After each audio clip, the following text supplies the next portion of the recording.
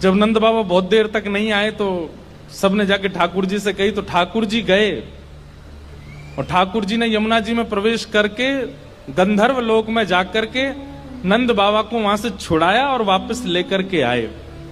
तो जैसे ही नंद बाबा वापस आए तो सब ब्रजवासियों ने घेर लिया। सब ब्रजवासी बोले, बाबा तुम कहां चले गए, रात में गए अब निकल के आए हो। मधुमंगल श्रीदाम बोले, बाबा हमें तो यूं बताओ, इतनी देर तुमने सांस कैसे ली भीतर, तुम चले कहां गए। बाबा बोले, भैया दो देवता मुझे पकड़ के ले गए, मैंने देव काल में स्नान कर लियो। बोले फिर? बोले कछु ना, बड़े बड़े महल बने, बड़े बड़े लंबे चौड़े देवता ऐसे सुंदर कि देखते रह जाओ। मैंने इंद्र को दर्शन किया, मैंने सबरे देवता देखे वहां पे। और फिर बाबा फिर कहा भयो? बोले इतने में ही लाला आयो, और जैसे ही लाला आयो, लाला के आती सब या को प्रणाम करने लगे, सब या के चरणन में नतमस्तक है गए, सब या की बलैया लेने लगे, गंधर्व जन या की आरती करने लगे। और सब ब्रजवासी टेढ़े टेढ़े देख रहे हैं, लाला है या पूज रहे हम बे, या की पूजा कर रहे इंद्र हम बे।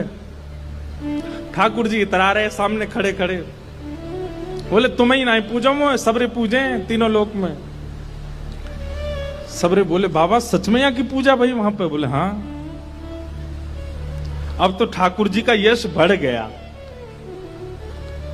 अब तो महाराज निमंत्रण आने लगे घर घर से, लाला हमारे घर भोजन करवे आ जाइयो, हमारे घर सोवे आ जाइयो, हमारे घर शरबत पीवे आ जाइयो, छाछ पीवे। अब ठाकुर जी तो मधुमंगल सीतामा से कह रहे हैं, आज की भाषा में कहें तो अपॉइंटमेंट लेते जाओ कहां कहां जाना है। ठाकुर जी का यश हो गया इतना वृंदावन में कि भैया या तो देवता भी जाने। एक दिन सब ब्रजवासियों ने कही, लाला तू सांची भगवान है, तू सांची बता दे, सौगंध खा के तू सांची भगवान है। ठाकुर जी बोले, अगर मैंने बता दिया कि मैं भगवान हूं तो आप क्या करोगे, पूजोगे मुझे? लाला पूजेंगे तो ना भाई, तो तू भूल जा, लेकिन हमारी एक इच्छा है। बोले का एक बार